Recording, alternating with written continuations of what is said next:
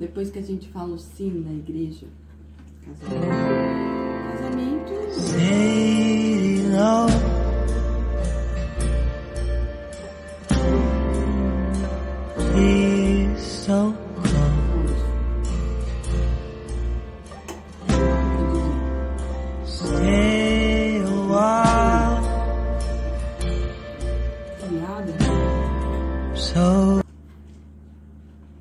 Na verdade, é a nossa cultura. Eu acho que essa nova geração não. Essa nova geração não. Mas a anterior sim. Eu acho que ela foi criada assistindo Bela Adormecida, assistindo Rapunzel, todos aqueles desenhos das Disney. Então, a gente cresce com uma visão de casamento de que a gente precisa de um príncipe para despertar o nosso sono, para a gente poder reviver, vamos dizer assim. Não é assim na história da Bela Adormecida? Mas só que casamento não é um desenho, né? Até porque os desenhos acabam quando o príncipe e a princesa se casam. É sempre assim, né? Não mostra o dia a dia deles. Então a gente vive nesse conto de fada antes de casar. E na verdade não é assim que acontece as coisas. Casamento é uma coisa difícil, né? Casamento não é fácil. Casamento, a partir do momento que você diz sim na igreja, já muda dali, porque você sai da igreja e você já não vai mais voltar para casa dos seus pais. A partir dali, daquele momento, você já vai para sua própria casa, né? Você já vai ali para sua própria casa. Então, as coisas já começam a mudar dali, porque na casa dos seus pais, para nós mulheres, se a gente não fizer o serviço, se a mãe falar, você vai lavar a louça, aí você tá emburradinha naquele dia, você vai falar, eu tô com cólica, eu não vou lavar. E aí você deixa lá a louça. Se a sua mãe não for muito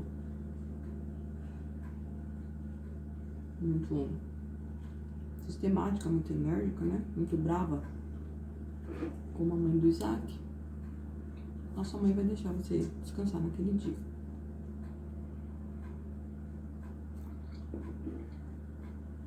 Mas na sua casa não. Se você não fizer, as coisas vão ficar lá. E a gente vive hoje um casamento totalmente diferente do passado, porque o casamento de antigamente, o marido saía para trabalhar e a esposa ficava em casa, cuidando da casa, fazendo serviço, né? Então a esposa lavava, a esposa passava, a esposa fazia o almoço, a esposa fazia a janta. E hoje em dia não é isso que acontece, né? E às vezes o casamento dessa geração, da nossa época, da minha geração,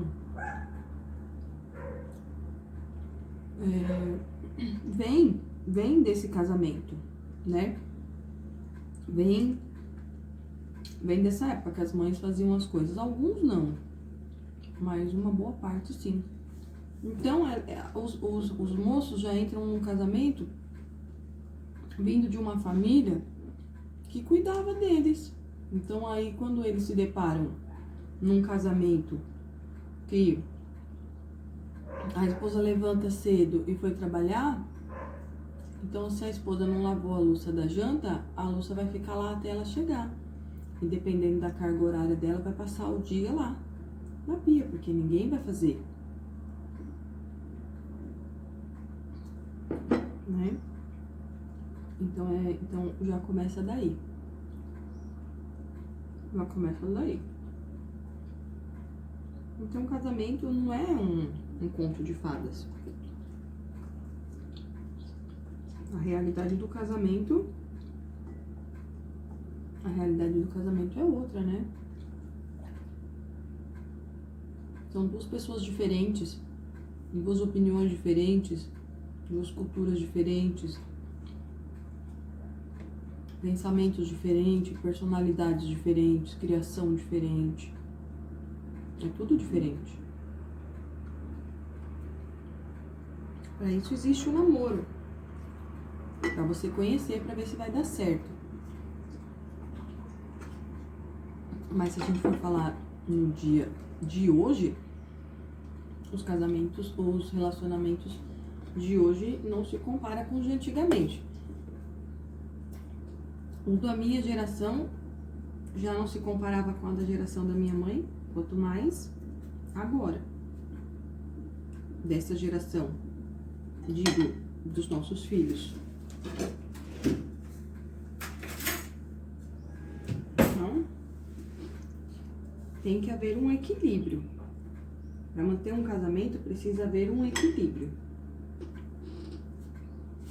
E aí a gente precisa encontrar esse equilíbrio. Você, no mínimo, precisa conhecer a pessoa com quem você está casando. É o mínimo. Para você achar um equilíbrio. Para você achar um ponto onde você se você consiga dizer: aqui eu consigo manter a paz. Aqui eu consigo manter a paz. Né? Então é o mínimo. Você precisa conhecer. E quando isso não acontece, quando você não conhece a pessoa com quem você está casando, isso daí vai gerar mais conflitos ainda, mais do que o normal, né? Mais do que o normal. Porque você vai lhe deparar com surpresas. Então você pode apostar nisso. Você vai lhe deparar com surpresas. Surpresas. Porque você não tá conhecendo a pessoa. Você não deu um tempo pra você frequentar a casa do familiar daquela pessoa. Você não saiu o suficiente com aquela pessoa pra ver em determinadas situações como ela ia se portar.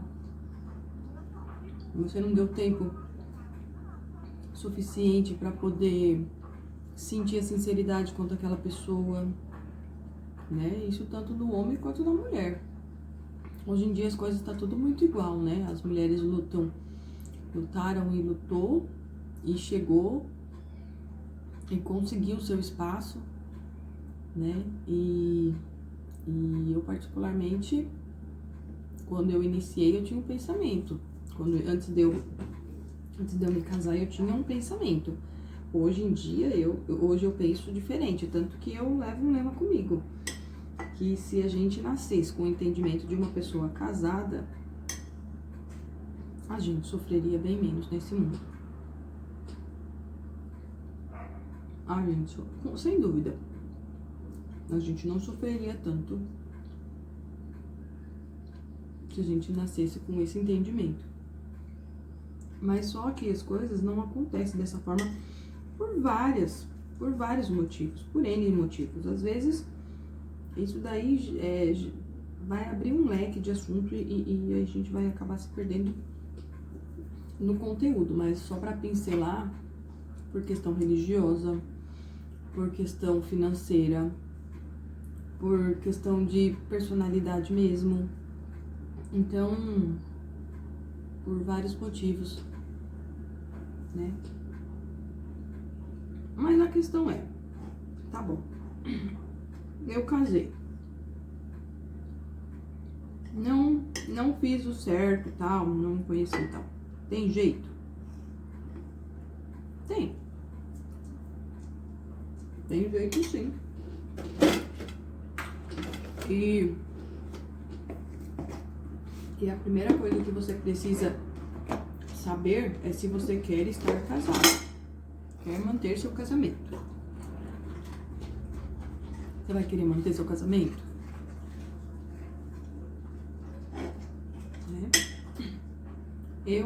Quando as meninas da minha época falavam em faculdade, em estudar, eu queria casar e fazer família e cuidar do marido. Era o que eu queria. Ué, o que tem a ver? Qual o problema nisso? Não tem problema nenhum. Qual o problema que tem?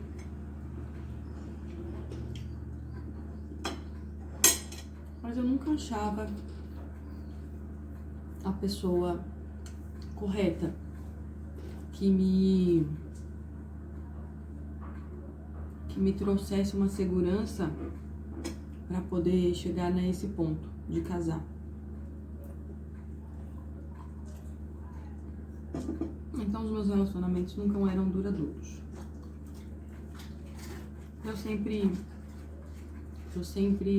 Toda a vida sempre fui 8 ou 80. Sempre me apeguei muito fácil às pessoas, mas também sempre me desapeguei muito fácil. Então era bem aquele ditado popular que dizem aí, né? Que um amor só é curado com outro. Luxo, você vai fazer um trabalho desse, tem que ser sincera, não é verdade? Tô sendo sincera. Mas enfim. E aí então a gente casa e a gente começa a viver uma nova vida. E para que essa nova vida dê certo, você precisa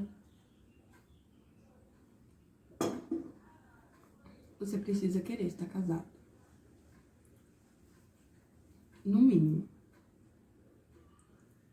Porque quando eles falam que um sempre vai ter que ceder, mas às vezes a outra parte não quer ceder. Às vezes a outra parte não quer ceder de jeito nenhum. E minha filha, se você quer ficar casado, então quem vai ter que ceder é você. Então vai ter que sofrer. Vai ter que sofrer.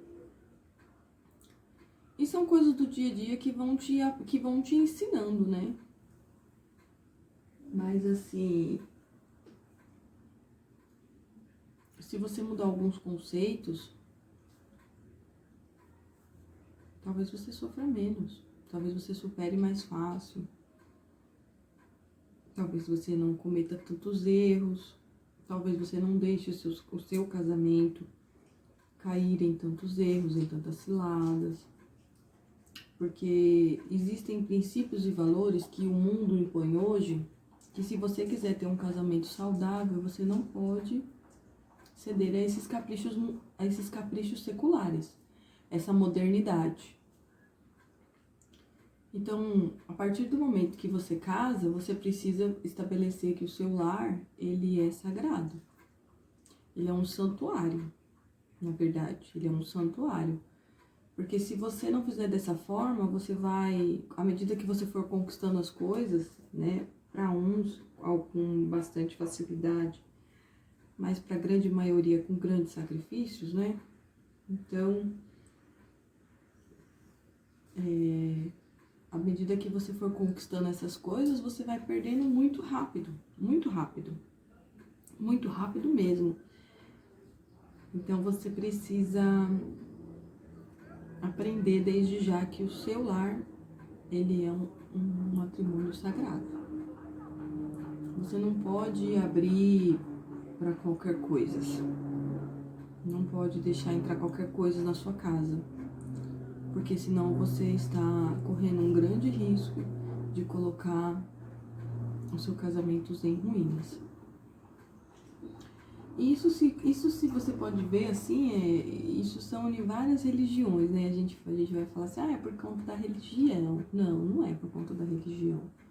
É com questão de sabedoria mesmo, né? A gente, quando vai falar de Deus, Jesus, ele fala, eu recentemente vi aí em alguma parte aí no jornal, não sei onde que foi, em alguma coisa na televisão, que eu pouco assisto televisão, vejo mais pelas redes sociais mesmo. Perguntando qual era a religião de Jesus, qual era a religião de Jesus. Jesus, ele deixa claro que ele não é religião. Jesus, ele deixa claro, ele é Deus, né? Qual é a religião de Deus? Deus não tem religião, ele não é religião, ele é Deus, todo-poderoso, toda autoridade, autoridade máxima, e é isso que nós temos que entender. As pessoas falam sobre ser homofóbico, mas não é questão de homofobia. Deus, ele é a autoridade máxima, e logo Deus sendo a autoridade máxima, o que ele fez? Ele criou o homem e ele criou a mulher, e ali instituiu, né? Lá no Jardim do Éden, já lá desde o início, o homem e a mulher. E disse, ide três frutos, né? Multiplicai-vos. Então, isso já foi instituído por Deus, mas a partir daí, o que veio a mais foi instituído por homens, não foi por Deus, né? A Bíblia fala que o coração do homem é enganoso, né? A Bíblia fala que o coração do homem é enganoso, porque é referente a sentimento. Então, assim, às vezes a gente se complica muito por conta dos nossos próprios sentimentos. A maioria das vezes a gente acaba se enrolando por conta dos nossos sentimentos, por tomar decisões por nossos sentimentos. Então, toda ação gera uma reação, né? Então, toda ação tem sua consequência. Tudo aquilo que toda a sua escolha, você vai ter uma consequência da sua escolha. Então, não é o caso de ser homofóbico, de você não aceitar, de você não. O princípio, Deus criou o homem e a mulher. E a partir daí, o resto foi criação do homem. Então, hoje, o homossexualismo e o lesbianismo, isso vem coisa do homem. Não ser instituído por Deus. Então, não é questão de ser homofóbico. É questão de gosto, de escolha. E cada um ser livre para decidir aquilo que quer. Porque o próprio Deus, ele deixou esse livre-arbítrio para nós escolhermos. Quando Deus criou o homem e a mulher e colocou lá na terra para viverem, quando a Eva foi e caiu no pecado, que Deus disse? O que Deus disse? Comei da árvore, comei do fruto. Mas do fruto da árvore do meio não comei, né? Então, Deus, o que ele fez? Ele deu uma ordem. E quando Deus dá uma ordem, ele quer ser obedecido. Mas por que ele deixou lá? Você acha que Deus que criou o homem não sabia que se deixasse ali, o homem não iria comer? Deus, ele sabe. Deus saberia do risco, né? É que nem aqui um exemplo simples. Quem criou essa xícara? Quem criou essa xícara? Aquele que criou não sabe que na hora que ele estava criando, moldando a xícara, se ele caísse no chão não ia quebrar? Ele sabia. Então, é decisão dele criar aquela xícara em um lugar seguro ou em qualquer lugar. Então, criação do homem, diferente de criação divina, totalmente, não tem nem como se comparar. Não há possibilidades para comparar a criação do homem com criação divina. Fica fora, não tem ciências argumentativas para isso. A própria ciência não discute esse caso, é a própria ciência que diz. Então, quando deixou lá, mas ele deixou o livre-arbítrio, né? E quando eles caíram? Quando eles caíram, né, no pecado, o que aconteceu? Deus veio, como está relatado na palavra, como toda tarde ele fazia. Ele foi e perguntou: Adão, cadê você? Por que te escondes? Né? Porque eu comi. Por que você comeu? Porque a mulher que tu me destes. A mulher que tu me destes. Aí tá. Então, vamos lá, Eva. Por que você fez isso, né? Vamos dar, primeira chance. Ajudar os universitários, vamos dizer, né? Por que você fez isso? Porque a serpente. A serpente. Então, assim, ele poderia ter destruído tudo ali? Ele poderia ter acabado com tudo. Mas ele não acabou. Ele não poderia ter matado a serpente? ter acabado com tudo? Não, mas ele deixou a serpente. Por que ele não questionou a serpente? Por que ele não questionou a serpente? Porque a serpente levantou um questionamento, né? Levantou um questionamento. Você não vai saber o que é o bem e o mal se você não comer do fruto. Então a partir do momento que você comer, você vai ser como um Deus, você vai ter a escolha do bem e você vai ter a escolha do mal. Então você vai ter ciência, você vai saber o que é o bem e o mal, você vai saber. Então ela levantou um questionamento. Então Deus, ele poderia ser soberano como ele é e acabado com tudo. Mas não, antes disso ele deixou nós aqui na Terra com o conhecimento do bem e do mal para nós tomarmos as nossas decisões. Para nós tomarmos as nossas decisões.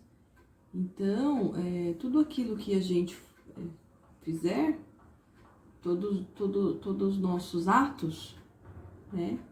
A gente não pode dizer eu sou inocente. Não. Hoje nós temos o conhecimento do bem e do mal. E o casamento é assim. O casamento faz parte de um dos processos da vida, né? Nós vamos evoluindo, acerca que nós vamos evoluindo, nós chegamos ao casamento. E o casamento é uma parte de que a gente começa a viver uma nova vida, uma nova história. Logo após vem a chegada dos filhos, né? E aí você vai mantendo aquilo ali, né? Aquele casamento. E o que você vai fazer conforme os erros? Você vai matar a pessoa? Você vai jogar tudo para trás? Vai jogar tudo para os ares? Você não pode fazer isso, né? Deus, ele foi o nosso maior exemplo na medida que Adão e Eva pecou. Ele não acabou com tudo e refez tudo de novo. Não.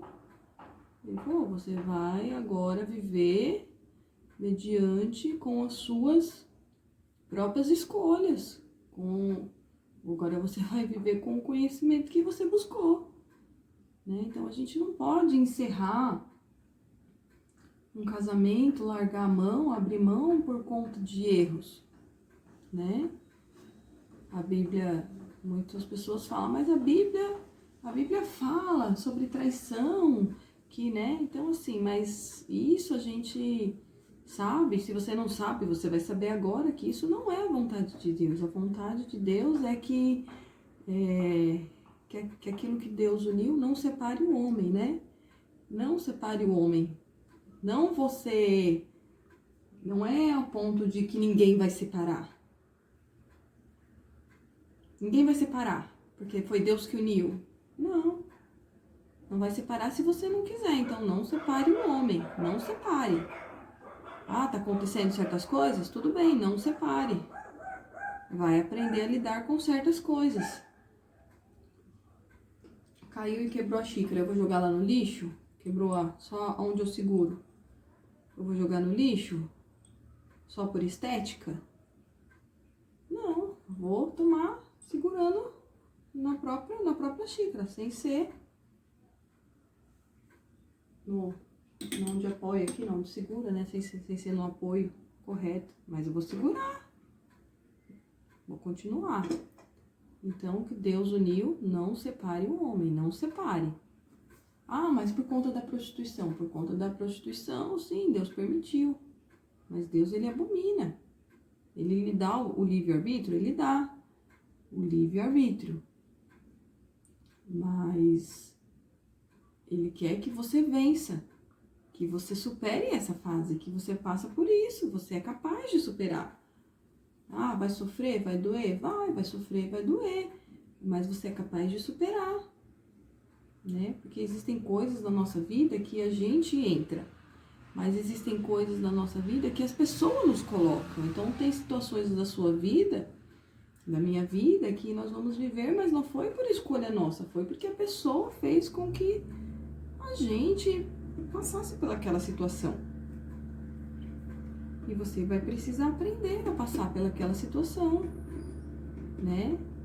Que medida que você precisa tomar? Primeiramente, quebrando o seu orgulho. Assim, um exemplo melhor para que você possa começar a superar isso é entender que Jesus Cristo foi humilhado. Que Jesus Cristo foi chicoteado. Jesus Cristo foi ridicularizado. Optaram soltar o mal do que soltar Jesus.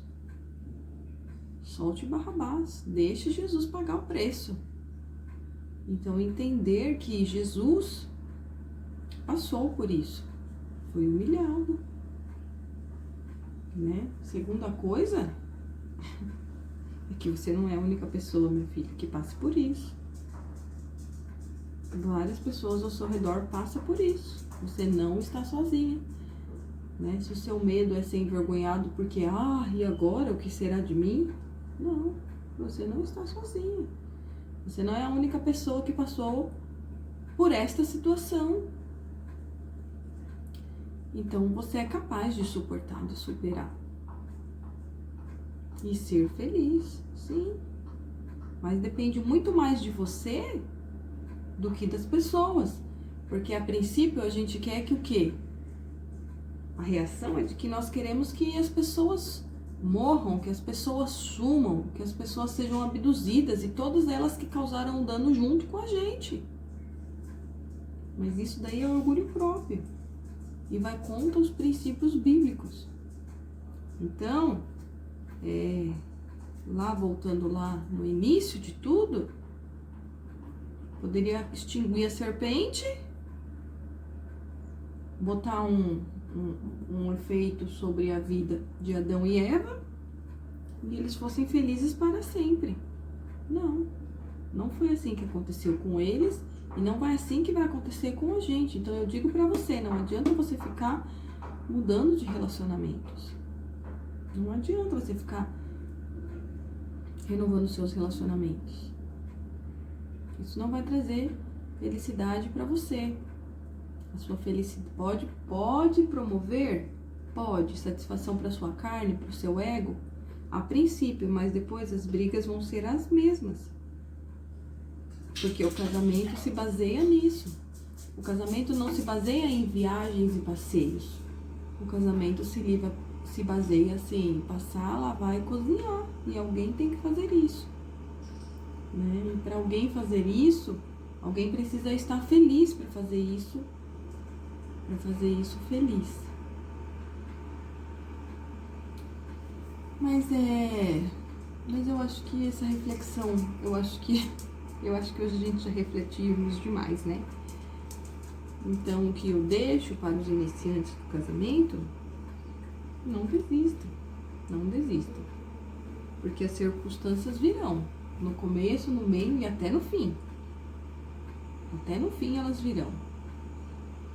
Mas a gente com o direcionamento de Deus, a gente vai conseguir vencer o casamento e qualquer crise que aparecer na nossa vida. E tem momentos de felicidade, sim. Existem momentos. É bom ser casado? É bom ser casado, sim. É bom.